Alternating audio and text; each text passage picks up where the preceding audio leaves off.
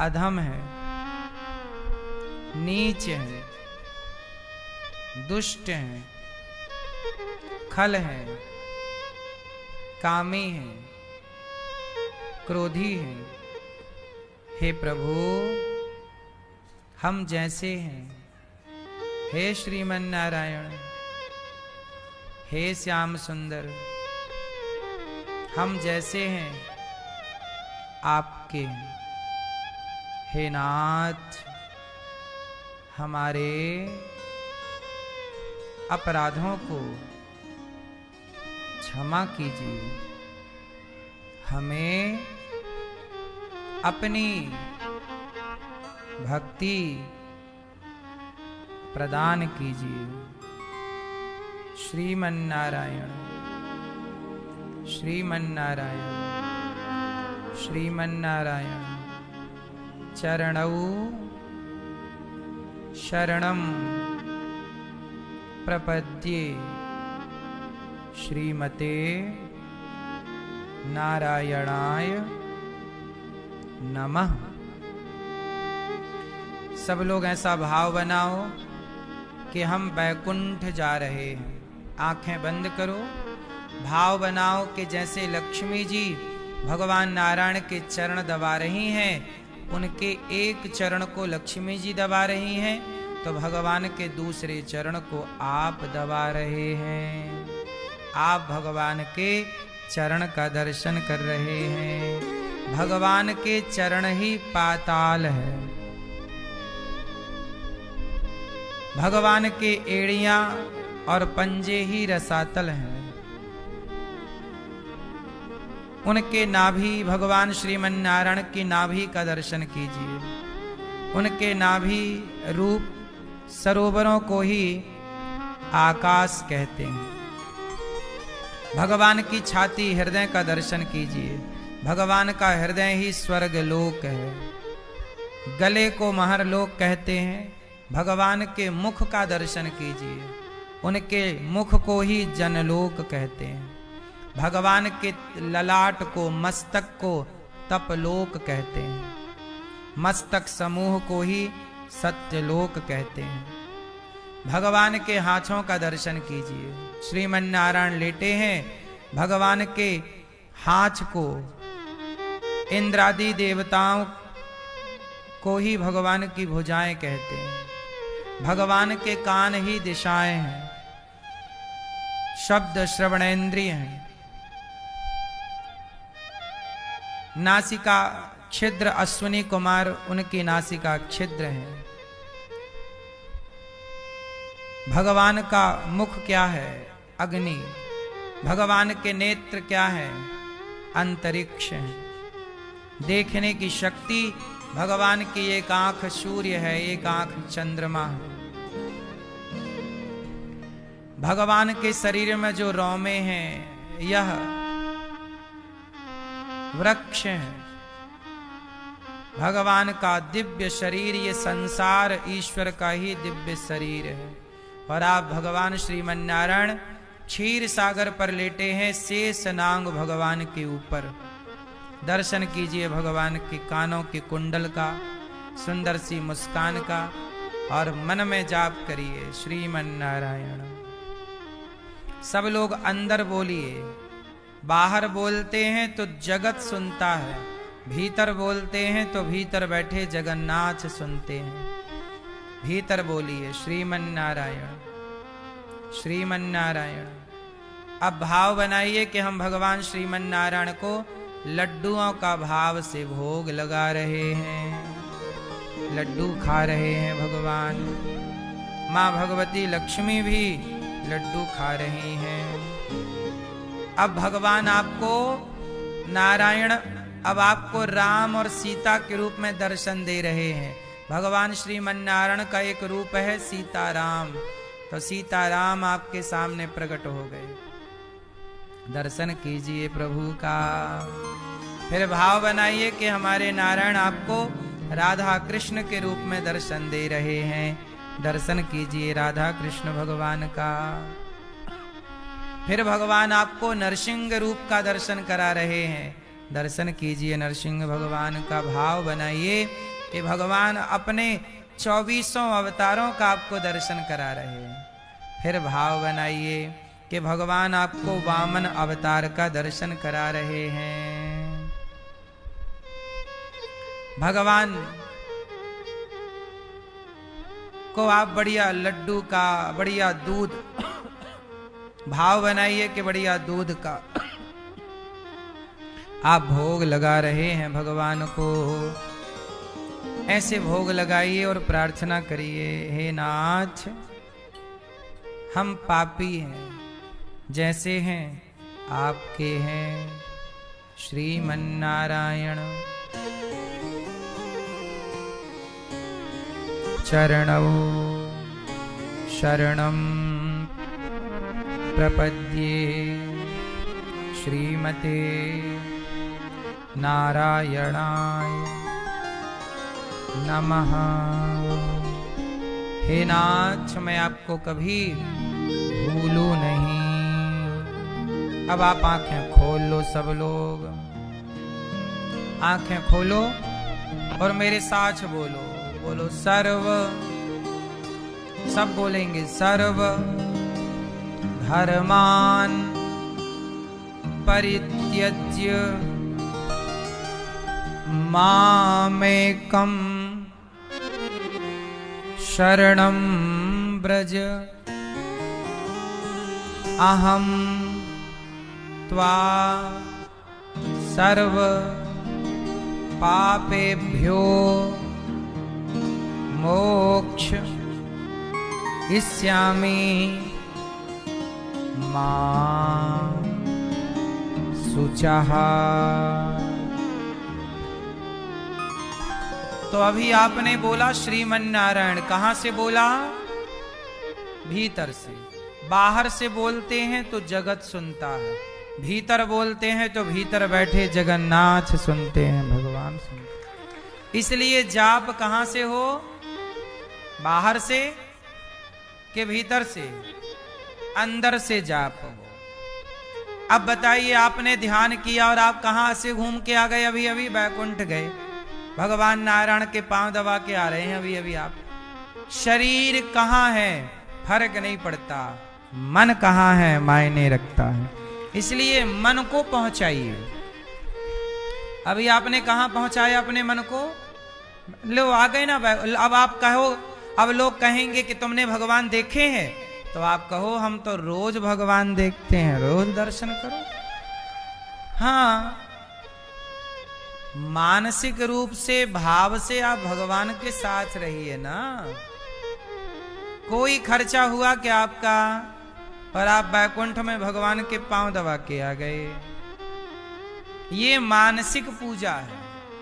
एक दिन ये मानसिक पूजा जब आपकी पक्की हो जाएगी, तो आपकी मानसिक पूजा करते करते आप ऐसा समझने लगेंगे कि भगवान आपके साथ हैं, आपके भीतर हैं। कई बार आप ज्यादा खा लेते हैं तो आप नहीं लगता पेट बहुत भरा है। ऐसे जब मानसिक पूजा प्रेम से करेंगे तो आपको समझ में आने लगेगा कि मेरे भीतर भगवान आ चुके हैं, आ गए, बैठे हैं। आपको महसूस होगा। इसलिए सुखदेव जी ने ये विराट स्वरूप का दर्शन कराया। अच्छा, भक्त को क्या करना चाहिए? भक्त को पैसा कमाना चाहिए। भक्त को क्या करना चाहिए? क्यों? पैसा कमाना सही है कि गलत है? क्यों मेरी मां? पैसा कमाना चाहिए कि नहीं? पैसा बहुत कमाना चाहिए। कल मेरे पास एक लड़का आया प्रश्नोत्तरी में, कहा कि गुरुजी अब काम करने का, पैसा कमाने का मन नहीं होता, ऐसा लगता है कि सब छोड़ के और भजन करें भगवान का। कई बार आपके मन में भी ये ख्याल आता होगा कि सब छोड़ दें और बस भगवान का चिंतन करें, केवल नाम जप करें, श्रीमन्नारायण ध्यान करें। मेरी मां,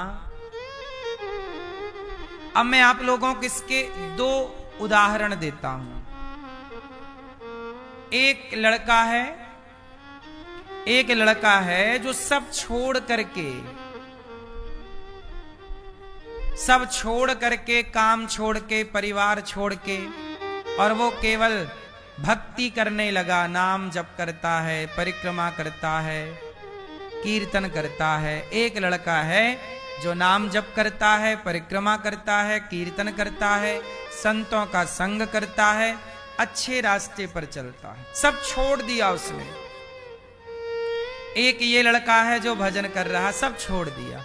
पर एक लड़का और है, जो लड़का पैसा कमाता है, पैसा कमा करके और वो किसी भूखे को भोजन कराता है, किसी संत की मदद करता है, किसी बेटी का विवाह करता है, और वो भी सत्य के रास्ते पर चलता है, वो भी कीर्तन करता है, वो भी समय समय पर धाम आता है, संतों का संग करता है, सब में ईश्वर का दर्शन करता है, और भजन भी करता है, कीर्तन भी करता है, चिंतन भी करता है, अपने माँ बाप की सेवा भी करता है, कुत्ते को रोटी भी खिलाता है, गाय को रोटी भी खिलाता है, अपनी पत्नी का सम्मान भी करता है, अपने बच्चों को पढ़ा लिखा के योग्य भी बनाता है, और सबकी मदद करता है। किसी से वो घृणा नहीं करता, ईर्ष्या नहीं करता, द्वेष नहीं करता, कभी असत्य नहीं बोलता,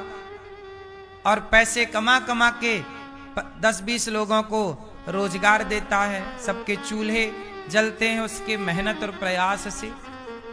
अब आप बताइए कि 2 लड़के हैं, एक सब छोड़ के भजन कर रहा है और एक ने कुछ नहीं छोड़ा और वो भी भजन कर रहा है, ईमानदारी से सच बोलता है। आप बताइए दोनों में किसका पलड़ा भारी है? जो सब छोड़ के आ गया, भजन कर रहा है, या जो समाज में रह के भजन कर रहा है? सब छोड़ के आ जाना फिर भजन करना ये बहुत बड़ी बात नहीं है, पर समाज में रहकर अपनी जिम्मेदारियों को निभाते हुए सत्य के रास्ते पर चल के ईश्वर को याद करना ये बहुत बड़ी बात है। इससे ईश्वर प्रसन्न होते हैं कि आपने काम। एक बार क्या हुआ, भगवान नारायण, भगवान श्रीमन नारायण घर बना रहे थे छोटा सा बैकुंठ में। लकड़ी वकड़ी ले आए और छोटा, जैसे बच्चे नहीं घर बनाते खिलौने का, ऐसे भगवान छोटा सा घर बना रहे थे। ऐसे नारद जी गए, नारायण नारायण। तो नारद जी को लगा शायद प्रभु मेरे लिए घर बना रहे हो। तो नारद जी ने कहा, प्रभु मैं आपका भक्त हूं, लगता है आप मेरे लिए घर बना रहे हैं, क्योंकि मैं भटकता रहता हूं, आपको दया आई होगी पर आप मेरे लिए घर बना रहे हैं।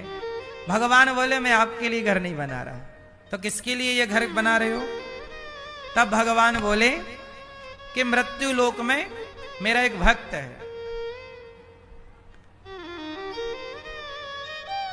उसके लिए घर बना रहा हूं। अच्छा, क्या नाम है उस भक्त का?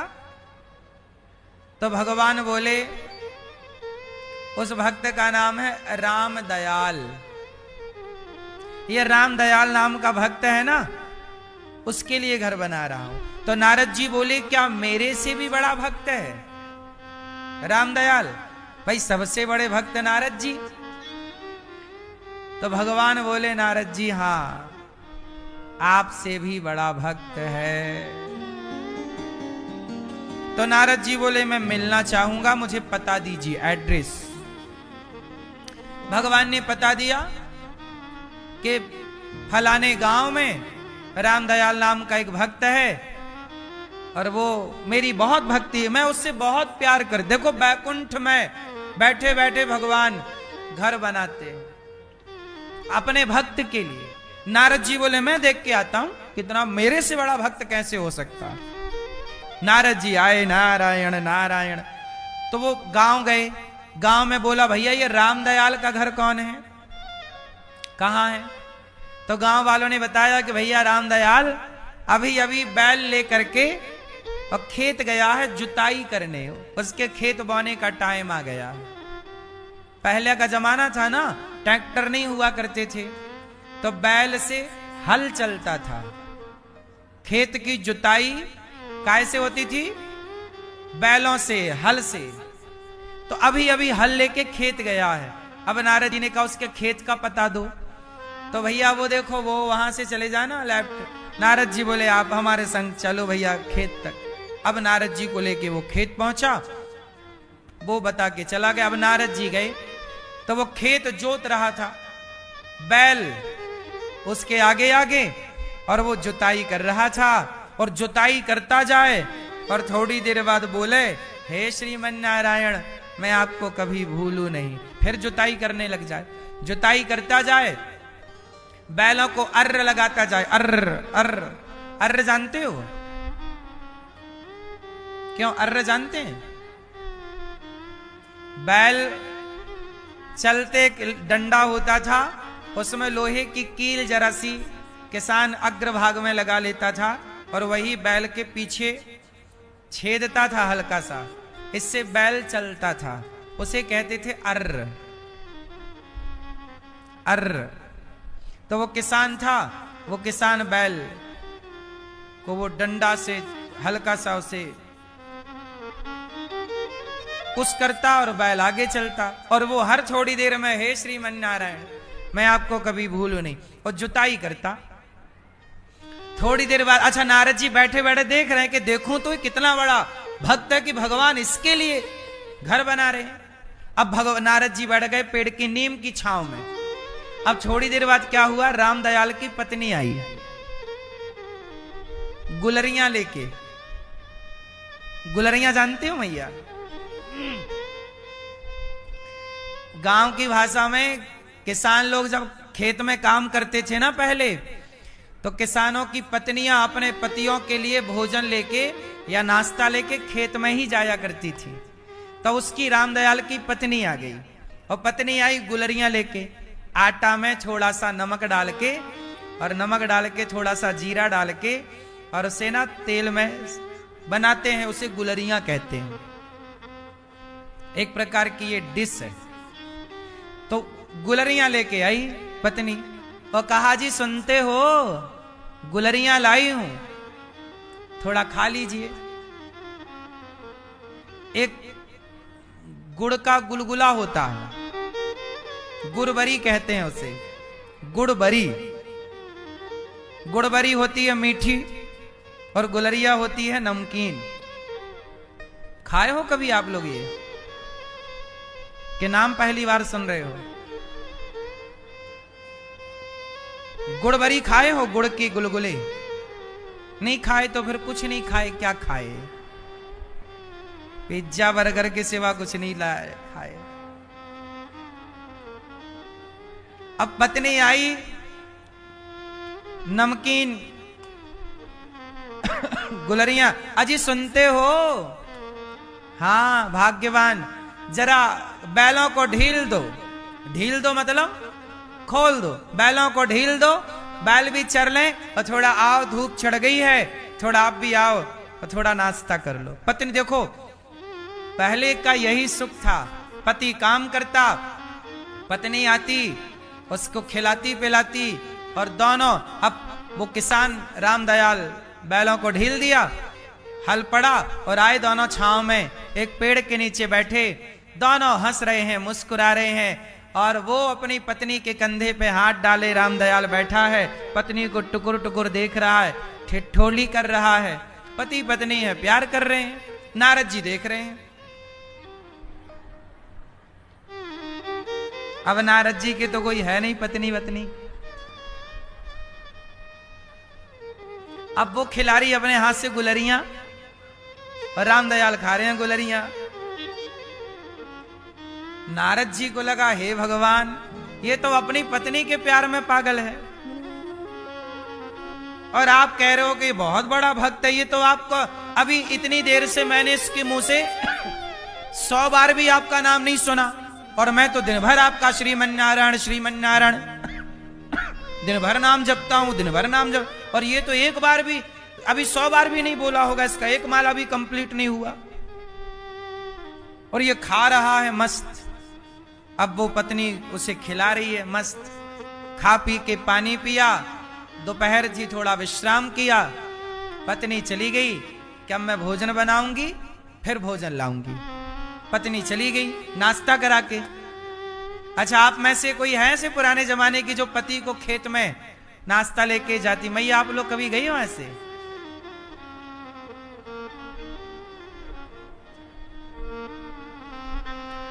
आज के जो लोग प्यार करते हैं ना, आई लव यू वाला, इनके आई लव यू के प्यार से करोड़ों गुना पवित्र और सुंदर प्यार वो था, वही खेत वाला, जहां पत्नी अपने पति के लिए खेत जाया करती थी, पति के काम में हाथ बटाया करती थी। घर में है, बना रही है भोजन, पर ध्यान पति का, स्मरण पति का है। आज जितना टाइम आप लोग फेसबुक, व्हाट्सएप पे, इंस्टाग्राम पे गवा देते हो, इतना टाइम यदि अपनी पत्नी, अपने पति, अपने बच्चों को दो, अपने माँ बाप को दो, तो आपकी गृहस्थी स्वर्ग हो जाएगी। आप लोगों ने टाइम देना छोड़ दिया ना, क्योंकि टाइम कौन खाने लग गया? इंस्टाग्राम, रील चलानी है आपको, मोबाइल चलाना है, बातें नहीं करनी, बात नहीं करते तो प्रेम नहीं होता। तो वो रामदयाल, पत्नी गई तो रामदयाल फिर बैल लाया और फिर हल चालू किया, अब फिर जुताई करने लग गया, और जुताई करे और थोड़ी देर में कहे, हे श्रीमन नारायण मैं आपको कभी भूलू नहीं। करते करते करते करते दोपहर हो गई, दोपहर का भोजन उसकी पत्नी लाई। जब भोजन लाई तो अजी सुनते हो? हाँ मैं भोजन ले आई, आओ भोजन कर लो, बैल ढील दो। बैल फिर ढील दिए, फिर उसी पेड़ के नीचे दोनों गए, भोजन निकाला। उसने भगवान से कहा, हे श्रीमन नारायण जो रूखा सूखा है आप भोग लगाओ। भोग ऐसी लगाया, हे प्रभु आप भोग लगाओ, ये जो भी सूखा रूखा लाई होगी पत्नी, जो भी लाई होगी, रोटी दाल सब्जी चावल जो जो लाई होगी, भोग लगाओ। भोग लगाया भगवान जी को, और वो रामदयाल ना अपनी पत्नी को खिला रहा, तू बना के आई है ना, तूने थोड़ी कुछ खाया होगा, चल पहले मेरे हाथ से तू खा। मतलब पति पहले उसे खिलाता है पत्नी को, तू खा। फिर पत्नी बोली अच्छा आप खाइए, वो उसे खिला रही है, वो उसे खिला रहा है, उसे। नारद जी देख रहे हैं, टुकुर टुकुर टुकुर टुकुर टुकुर। नारद जी गए, भगवान में मिला है आपके भक्त से, कोई दम नहीं है। भगवान बोले क्या किया? बोले मैं देखता रहा, उसने तो आपका नाम, मैं जितना आपका नाम जपता हूं प्रभु, मैं दिन में लाखों बार आपका नाम लेता हूं। नारद जी बोले, और वो दिन भर में ज्यादा से ज्यादा 300 बार 500 बार आपका नाम बोलता होगा, ज्यादा से ज्यादा श्रीमन नारायण। थोड़ी देर रेगुलर नहीं बोलता श्रीमन नारायण, कभी आधे घंटे बाद, कभी 1 घंटे बाद बोलता है श्रीमन नारायण मैं आपको कभी भूलू नहीं। पूरे दिन भर में वो 300 बार भी नहीं बोलता होगा, और मैं 1 लाख बार से ज्यादा, कई लाख आपका नाम बोलता हूं दिन भर, श्रीमन नारायण श्रीमन नारायण। अब बताइए मैं बड़ा भक्त हूं कि वो? मेरे लिए घर बनना चाहिए कि उसके लिए? तब भगवान बोले नारद जी ऐसा करो कि एक कटोरा है, और इस कटोरे में मैंने भर दिया घी, जाओ पूरी पृथ्वी की परिक्रमा लगा के आओ, पर शर्त है कि कटोरे से 1 बूंद घी गिरना नहीं चाहिए। 1 बूंद घी गिरा तो फिर अच्छा नहीं होगा, आप शर्त हार जाओगे। जाओ परिक्रमा लगाओ, पर शर्त है कि 1 बूंद घी। अब बिल्कुल लबालब कटोरे में घी भरा, अब नारद जी पकड़े और चल रहे हैं। पूरी धरती की नारद जी परिक्रमा करके आए, कई घंटों बाद लौटे। भगवान ने कहा गिरा घी? नारद जी बोले प्रभु मैं जीत गया, 1 बूंद घी नहीं गिरा, 1 कण घी का रत्ती नहीं गिरा। अच्छा, तो भगवान बोले ये बताओ, जब घी लेके कटोरा लेके आप घूमे, उतनी देर में आपने मेरा स्मरण कितनी बार किया? नारद जी बोले क्षमा करना प्रभु, पूरा ध्यान हमारा कटोरे में था। तो भगवान बोले कि तुमने पहली बार कोई काम किया और मुझे भुला दिया, और वो रोज काम करता है किसान अपने गृहस्थी का, पर मुझे याद रखता है। इसलिए आपके पास तो कोई काम ही नहीं है, तो आप दिन भर मेरा नाम जपते हो लाख बार, पर उस किसान के पास काम है। वो पत्नी के साथ रहकर, बच्चों के साथ रहकर जिम्मेदारियां पूरी करता हुआ ईमानदारी से मुझे याद करके खाता है। वो नमक रोटी खाता है, मुझे याद कर लेता है। वो गुलरियां खाता है, मुझे याद करता है। वो किसान बैल चला रहा है, खेत जोत रहा, और बार बार मुझे याद करता है। और आपने काम किया तो मुझे भुला दिया और वो काम करता है, मुझे याद रखता है। इसलिए नारद जी, मेरा सबसे बड़ा भक्त वो है जो काम करता हुआ मुझे स्मरण करता है। इसलिए भगवान साधु संतों से भी ज्यादा प्रेम आप गृहस्थों को करते हैं। उन गृहस्थों को प्रेम भगवान करते हैं जो गृहस्थ सदगृहस्थ हैं। एक होता है गृहस्थ और एक होता है सदगृहस्थ। कौन सा? एक गृहस्थ है, जो गृहस्थ है भ्रष्टाचार करके ले आया, चोरी करके ले आया और कमा रहा है, गृहस्थ है। ये गृहस्थ पूर्ण गृहस्थ नहीं। एक है सदगृहस्थ, जो कि ईमानदारी से कमाता है, ईमानदारी से ईश्वर का ध्यान करता है। पत्नी से प्यार करना, बच्चों से प्यार करना कोई गलत थोड़ी है। भगवान को भूल जाना गलत है। अच्छा एक बात बताओ, जब आपके बेटे का विवाह होता है और आपका बेटा आपकी बहू के साथ, मतलब बेटा अपनी पत्नी के साथ जब खुश रहता है, दोनों पति पत्नी, तो आप पिता होने के नाते, उसकी मां होने के नाते अपने बेटे पर प्रसन्न होते हैं कि नहीं? उत्तर दो मैया। जब आपका बेटा, उसका विवाह होने के बाद जब वो अपनी पत्नी के साथ पति पत्नी दोनों खुश रहते हैं, तो आप माँ बाप अपने बेटा बहू को प्रेम से रहते हुए देखकर खुश होते हैं कि दुखी होते हैं? बोलो बोलो। हाँ, आप अपने बेटा बहू को प्रेम करते हुए, जब वो बहुत प्रेम से गृहस्थी में रहते हैं, तो आप उनके प्रेम को देखकर आप खुश होते हैं। उसी तरह जब आप लोग प्रेम करते हैं अपनी पत्नी से, अपने पति से, अपने बच्चों से, अपने माँ से, अपने पिता से, लोगों से, और जब आप प्रेम पूर्वक अच्छा व्यवहार करते हैं, प्रेम से अपनी गृहस्थी चलाते हैं, तो आपके प्रेम को देखकर परमात्मा बहुत प्रसन्न होते हैं। बहुत अच्छा, बहुत प्रेम से रहे। और जब आप लोग लड़ते हैं पति पत्नी में, दे दनादन दे झगड़ा लड़ाई, तो वो उसका सिर फोड़ है, उसका, तो भगवान भी रोते होंगे कि रिश्तों को कितना मधुर मैंने बनाया था, तुमने क्या कर दिया।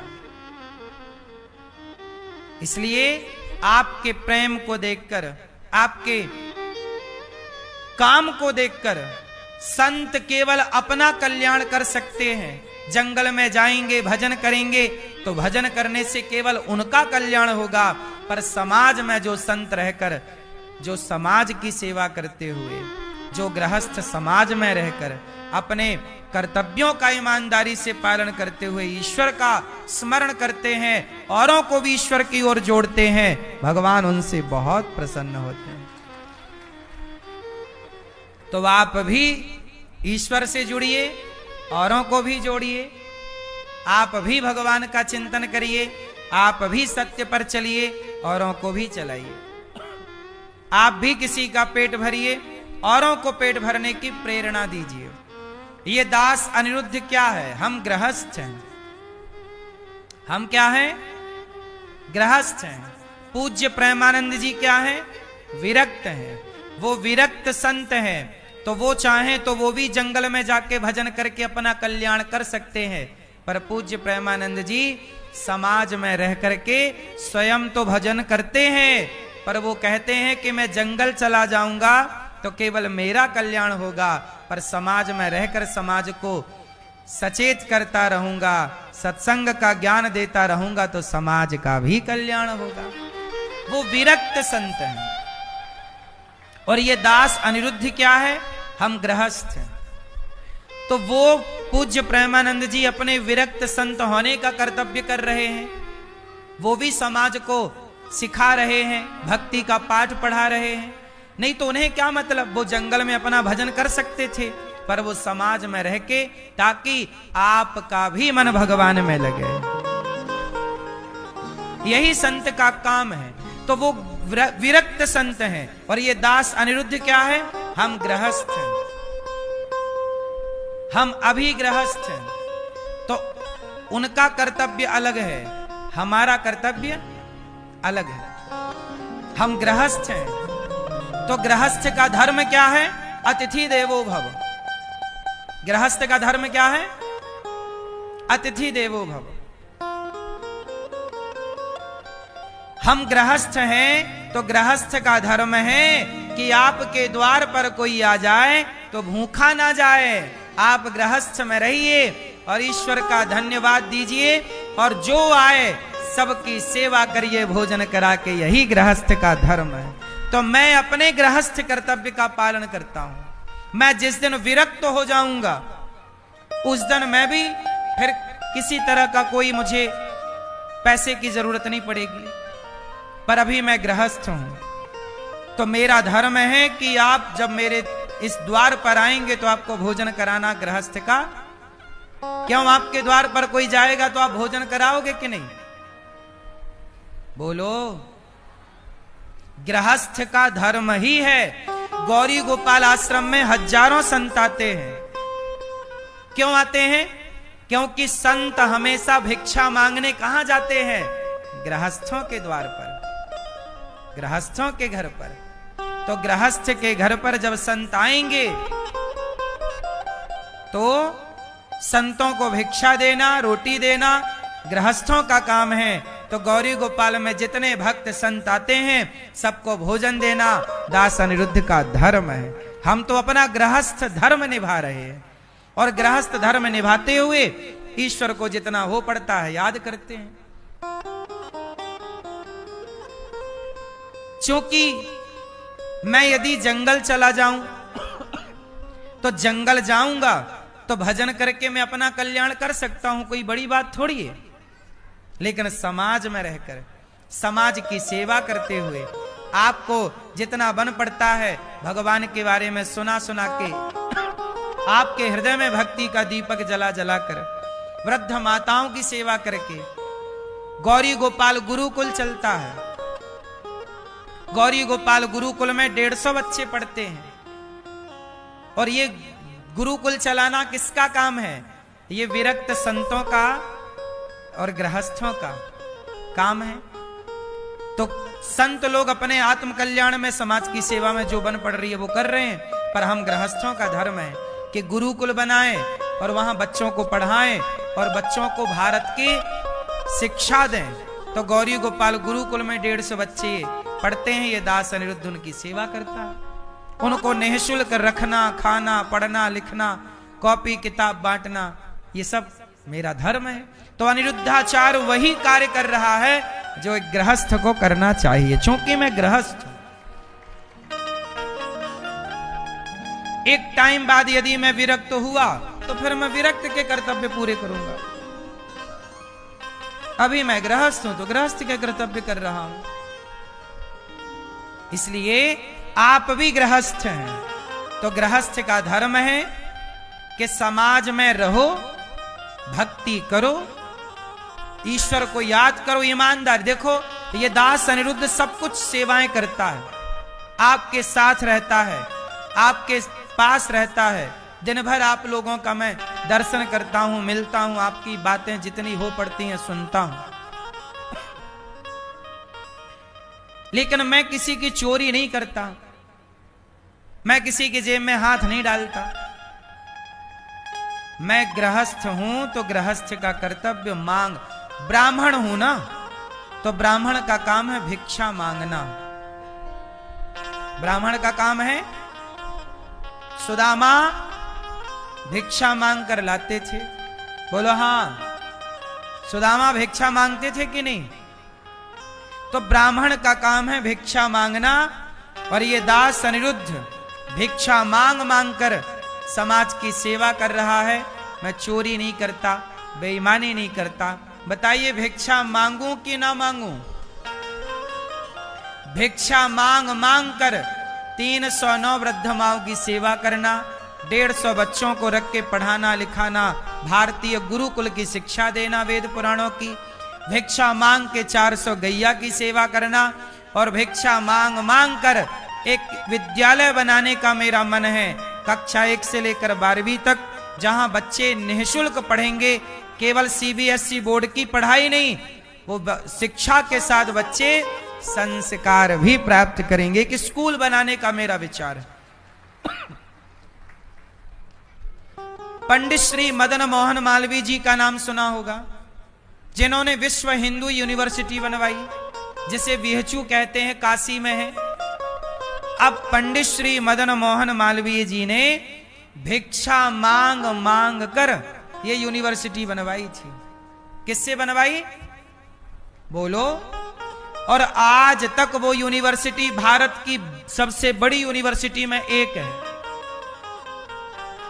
सबसे बड़ी यूनिवर्सिटियों में एक यूनिवर्सिटी काशी है।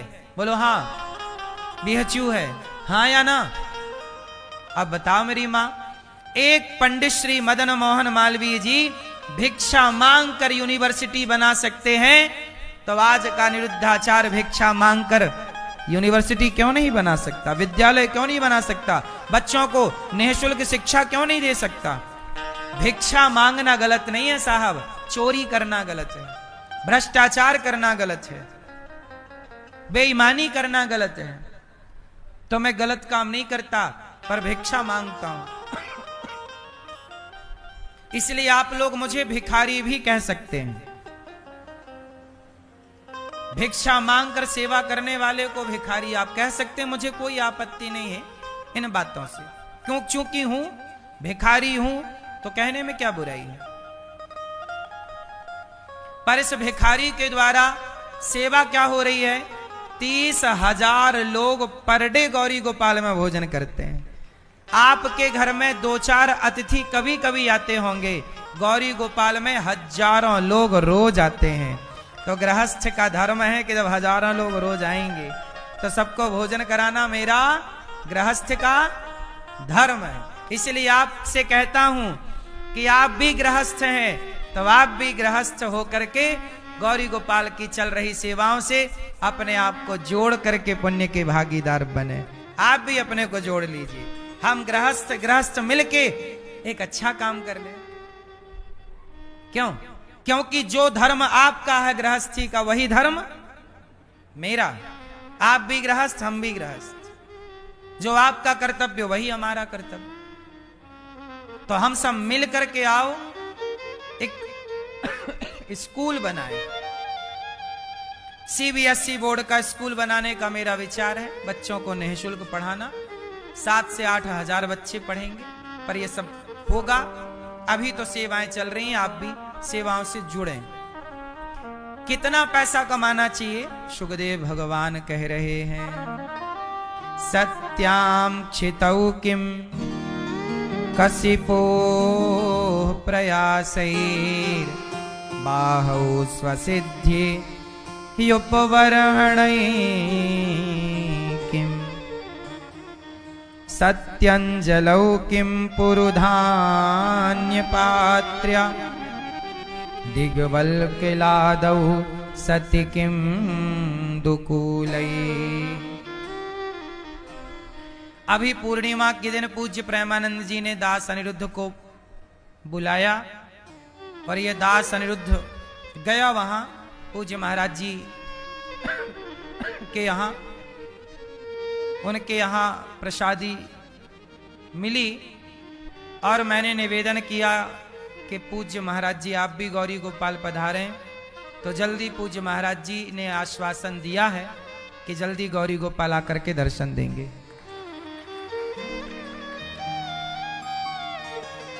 देखिए, संतों का काम है परोपकार करना। पूज्य प्रेमानंद जी, उनका पूरा जीवन केवल भगवान की भक्ति और प्रेम में जा रहा है, प्रेम बांटने में, भक्ति बांटने में।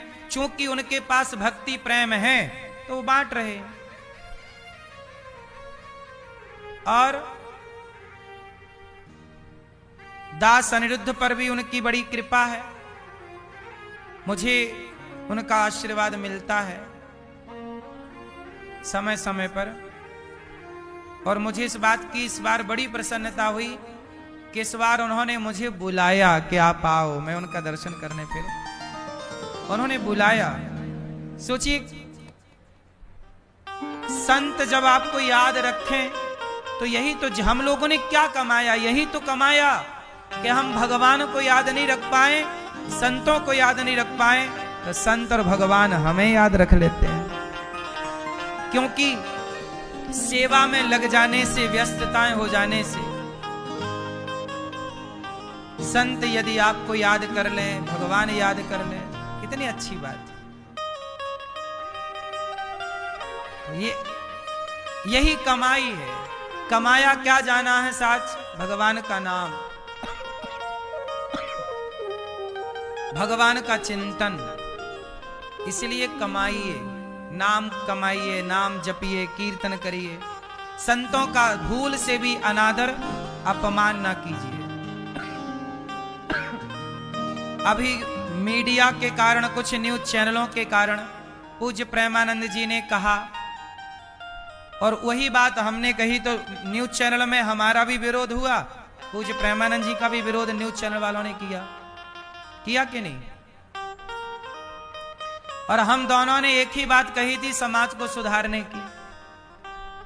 समाज को सुधारने की बात संत नहीं कहेंगे तो बताओ ना कौन कहेगा? कल अभी 1-2 दिन पहले यहां प्रज्ञा ठाकुर जी आई, मैया,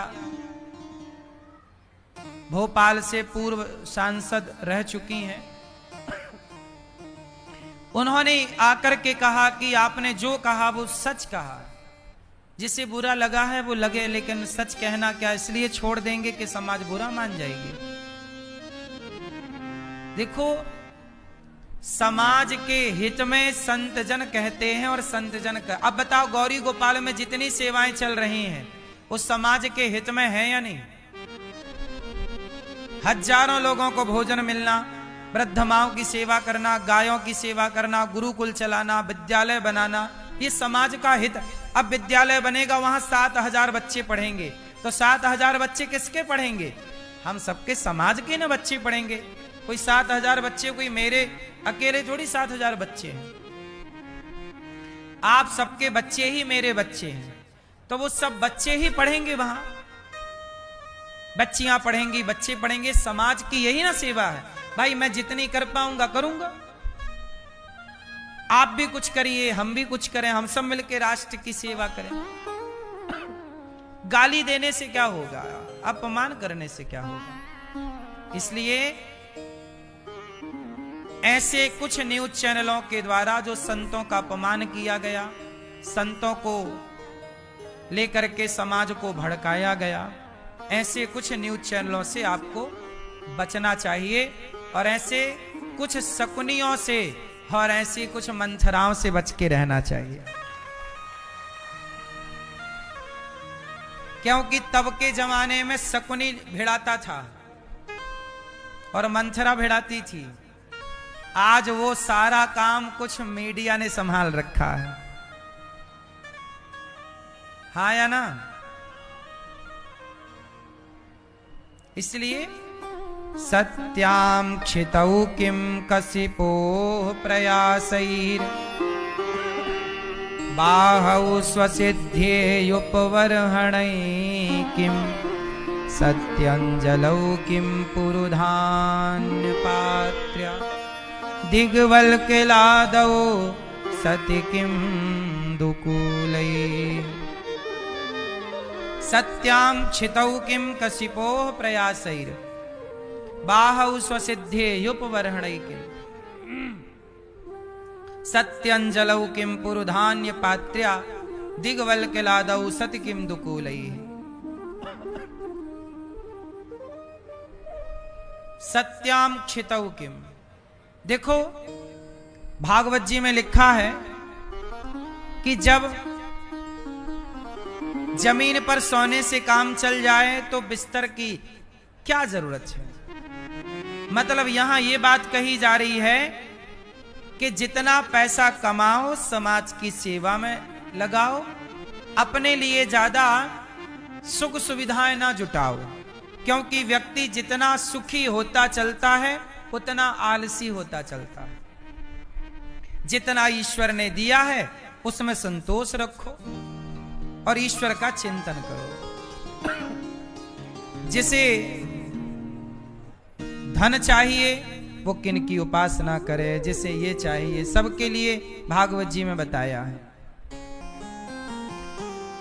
लक्ष्मी चाहिए माया देवी की उपासना करे, तेज चाहिए अग्नि की उपासना करे।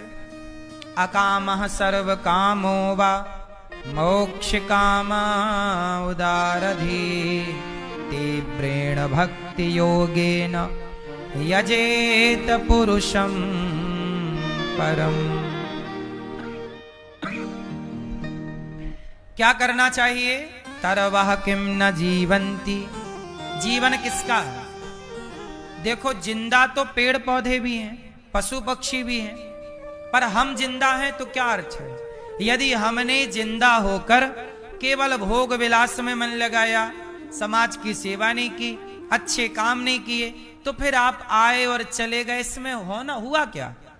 आप आए धरती पे, पर आपने क्या किया? समाज के लिए क्या किया? क्या अच्छा काम किया आपने? कितना सच बोला? झूठ बोल बोल के, छल कर करके, कपट कर करके मर गए। तो आए और छल कपट करके मर गए, इसमें बड़ाई क्या है? क्यों मेरी मां?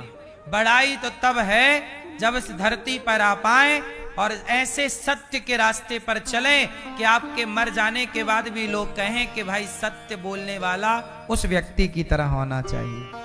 हरिश्चंद्र चले गए, पर आज भी उनके नाम की दुहाई दी जाती है कि सत्यवादी हो तो हरिश्चंद्र जैसा।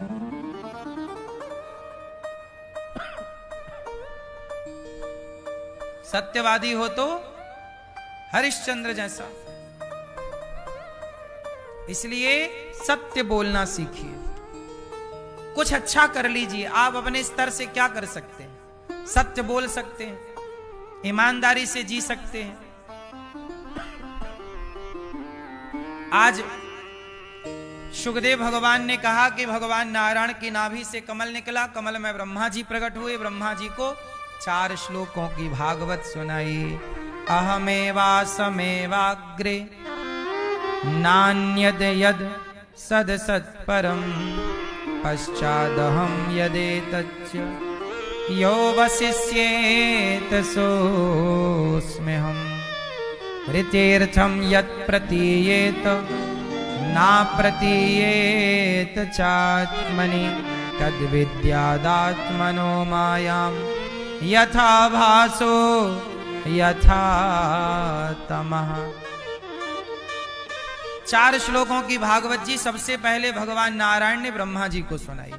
अहमेवासमेवाग्रे, अग्रे भगवान कहते हैं जब कुछ नहीं था तब भी मैं था, आज सब कुछ है तो भी मैं हूं, कुछ नहीं शेष रहेगा तो भी मैं शेष रहूंगा।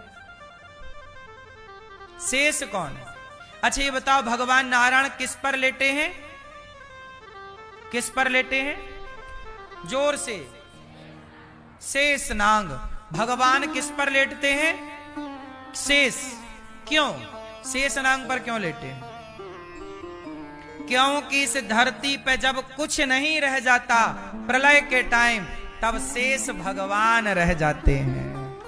इसलिए शेष वो हैं, इसलिए शेष नांग पर लेटे हैं। शेष कौन है? जोर से। शेष हैं भगवान नारायण। जब प्रलय होता है, सब समाप्त हो जाता है, तो शेष कौन बचता है? इसलिए वो किस पर लेटे हैं? शेष नांग पर, क्योंकि शेष वही रहेंगे। अत्र सर्गो विसर्गश्च स्थानं पोषणमूतयः मनवन्तरेशानुकथा निरोधो मुक्तिराश्रयः। भागवत जी में 10 लक्षणों का वर्णन है। अच्छा, भगवान नारायण बड़े दुर्लभ हैं, कहां ढूंढने जाओगे वैकुंठ? तब भगवान नारायण को लगा कि मेरे भक्त लोग बड़ा कष्ट पा रहे हैं।